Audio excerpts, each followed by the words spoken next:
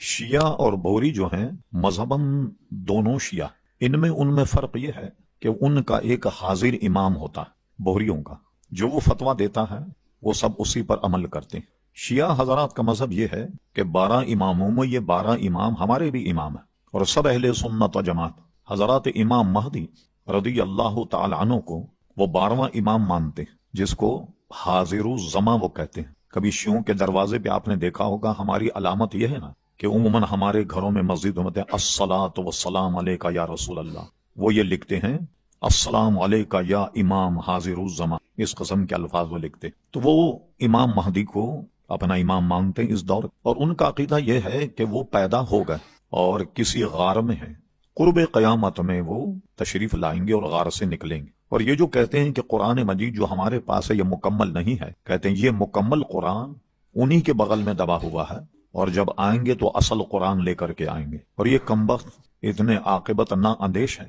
کہ اس قرآن مجید فرقان حمید کو بیاض عثمانی کہتے ہیں کہ یہ حضرت عثمان رضی اللہ عنہ کی کتاب ہے، حالانکہ پوری امت کا اس پر اجماع ہے کہ جو قرآن مجید موجود ہے اصل قرآن یہی ہے جو الحمد سے شروع ہو کر والناس تب ختم ہوتا ہے۔ پورے اکابر علماء کا اس پر اتفاق ہے، اور خود جب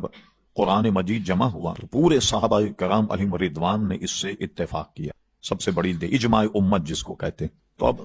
بوہری لوگ اس زمانے میں اپنے وقت کا امام مانتے ہیں، اس امام کی وہ تقلید کرتے ہیں یا سب کچھ اسی کو مانتے ہیں، اور اس میں عموماً کتنا ہی بڑا آدمی ہو کیلنڈر کے حساب سے یا ان کا امام کہتا ہے تو ایک دن پہلے ہمارے سے روزہ رکھ اور ایک دن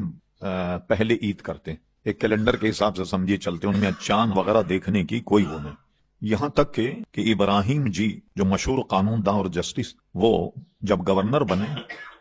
گورنر تو مرکز کا نمائندہ ہوتا، یہ تو ہمارے سنی اپنے آپ کو شرماتے برگشتہ ہوتے ہیں، وہ بحیثیت گورنر کے بھی ایک دن پہلے روزہ رکھتا تھا، اور اخبار میں فوٹو چھپتی تھی، تمام قوم کے جو لیڈر ہیں جو نماز پڑھتے ہیں وہ ایک دن پہلے نماز پڑھتا تھا، اتنی ان میں وہ سختی۔ وہ اپنے حاضر امام کو جو ہے وہ سب کچھ مانتے ہیں۔ آغا خانیوں کا معاملہ ان سے بالکل جدا، آغا خانی نہ کسی کتاب کو مانتے نہ کسی حدیث کو مانتے، بلکہ اس وقت کا جو ان کا امام ہے وہ ان کا امام ہے، اور معاذ اللہ اس میں اللہ تبارک و تعالیٰ کی ذات کو حلول مانتے ہیں کہ ان میں اللہ تبارک و تعالیٰ اس کی ذات میں گھسا ہوا، معاذ اللہ ثم معاذ اللہ۔ اور یہ چیزیں بھی ان کے بہت بڑے کوئی محقق تھے، وہ مسلمان ہو گئے تھے غالباً، تو انہوں نے اپنے دین و مذہب پر ایک کتاب لکھی، اس میں ان ساری چیزوں کو بیان کیا، نہ ان میں نماز ہے، نہ روزہ ہے، نہ حج ہے، نہ زکوٰۃ ہے، کوئی بنیادی باتیں جو اسلام کی ہیں کوئی بات ان میں نہیں ہے۔ میں ذرا سا آگے بڑھاتا ہوں۔ میں تقریباً آج سے کوئی 12 یا 13 سال پہلے ہیوسٹن میں تھا امریکہ، وہاں 100 گھر آغا خانیوں کے، اچھا وہ آغا خانی آپس میں مروت میں ہماری نماز میں بھی آ جاتے ہیں، نماز بھی پڑھتے ہیں اور اپنے جماعت خانہ بھی جاتے ہیں کہ رحمان بھی راضی شیطان بھی نہ ہو بیزار، یہ دونوں کام کرتے ہیں۔ تو ہمارے کچھ مذاکرے میں وہ آئے، کچھ ان کے بڑے، ان کے جو سب سے بڑا وہاں آدمی ہے وہ مجھ سے آن کر ملا، کہنے لگے کہ آپ جیسے لوگوں کے سوالوں کے جواب دیتے ہیں تو ہم آپ کو بلانا چاہتے ہیں اور ہمارے خدشات ہمارے سوالوں کے آپ جواب دیں، مگر اس میں شرط یہ ہوگی کہ آپ کا کوئی آدمی نہیں ہوگا، مطلب کہیں تنازع نہ ہو جائے۔ تو میں نے کہا بھائی جو صاحب میرے میزبان ہیں ان کی تو اجازت، کل ہاں وہ ایک آدمی آپ کے ساتھ ہو گاڑی چلانے والا، کسی دوسرے کو مت لائیے گا، 100 گھر ہیں ہمارے، ایک بڑے حال میں انہوں نے اہتمام کیا، اور جو کچھ اسلام کے خلاف وہ بوچھار کر سکتے تھے گھنٹے 2 گھنٹے سب انہوں نے کیا۔ کرنے میں انہوں نے کیا کیا، میں نے سب کے جواب دیے تسلی بخش۔ تو کہنے لگے ایک مسئلہ ہمیں بتائیے، میں نے کہا وہ کیا ہے؟ کہنے لگے جہاں تک اسلام نہیں پھیلا ابھی وہاں کے انسانوں کا آپ کے بارے میں کیا،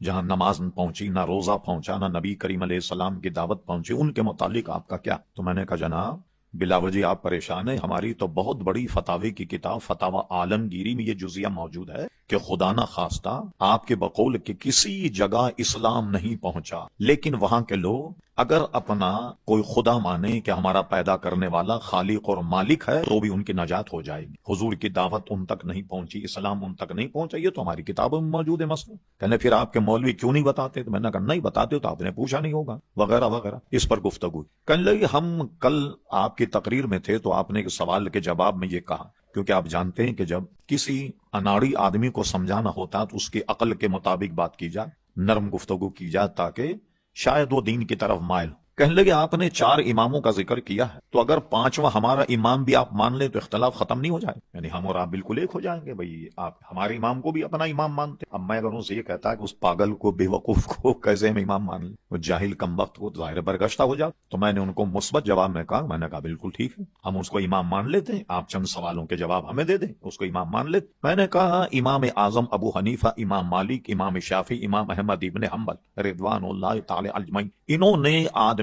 کے پیدا ہونے سے قبر میں جانے تک کا سارا نظام دیا، زندگی بھر آدمی کو گزارنے کا، نماز، روزہ، حج، زکات وغیرہ وغیرہ سارا نظام دیا۔ یہ 4 امام ہمارے، تو آپ اپنے امام کی تعلیمات بتائیے کہ انہوں نے اپنی قوم کو کیا درس دیا، کیسے نماز پڑھی جائے، کیسے روزہ رکھا جائے، کیا کیا جائے۔ اب یہ سب ایک دوسرے کی شکل دیکھ رہے ہیں، کوئی کتاب ہو تو ہمیں دکھائیں، بھئی ایک ہی کتاب بتا دو، کوئی 16 ورق کی کہ آغا خان صاحب نے یہ کہا کہ نماز پڑھنے کا طریقہ یہ۔ تو اب ایک آدمی کے پاس کوئی ضابطۂ حیاتی نہیں ہے، کچھ ہے نہیں، اب اس کو امام کیسے مان لیں؟ اب لائیے ان کی تعلیمات کو۔ وہ بالکل خاموش ہو گئے۔ پھر خاموش ہونے کے بعد تھوڑا سا ان کو شاٹ یہ لگا کہ بہت بڑی دعوت کا انہوں نے اہتمام کیا، ظاہر ہے کہ سب آدمی ان کے 500-600 آدمی، 100 گھر کے، تو میرے سامنے رکھا۔ میں نے کہا میں تو گوشت کھاتا نہیں۔ کہنے لگے آپ کے میزبان نے ہمیں نہیں بتایا، ہم نے سارا اہتمام آپ کے لیے کیا۔ میں نے کہا نہیں، آپ کو گھبرانے کی ضرورت نہیں، میں تو جو رائتا ہے نا دہی کا بنا ہوا، اس 1 روٹی کھا لوں گا، میں اتنی کھا لیتا ہوں جتنا زندہ رہنے کے لیے آدمی کو ضرورت ہوتی۔ میں نے الحمدللہ رائتا سے روٹی کھا لی، اور ان کے سوالوں کا جواب دے کے سب کو میں نے لاجواب کر دیا۔ اب اس دین کے پاس کوئی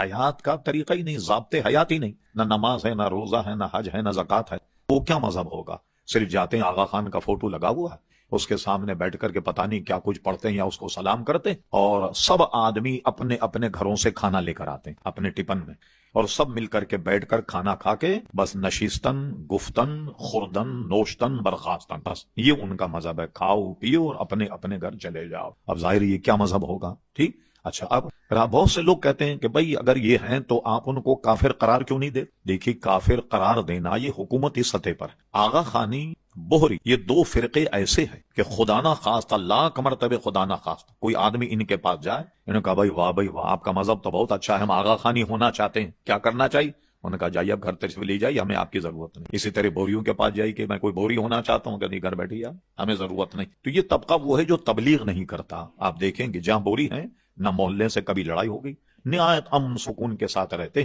تو یہ اس کے بارے میں کوئی منفی پروپاگنڈا ہوتا ہی نہیں، نہ کوئی ان کا ذکر کرتا ہے، نہ کچھ کرتا۔ مسائل اگر کوئی پوچھے تو ہم یہ کہہ دیں کہ جو دین کے ہمارے بنیادی اصول کو یہی نہیں، کوئی بھی اگر نہیں مانے تو وہ دائرے اسلام سے خارج۔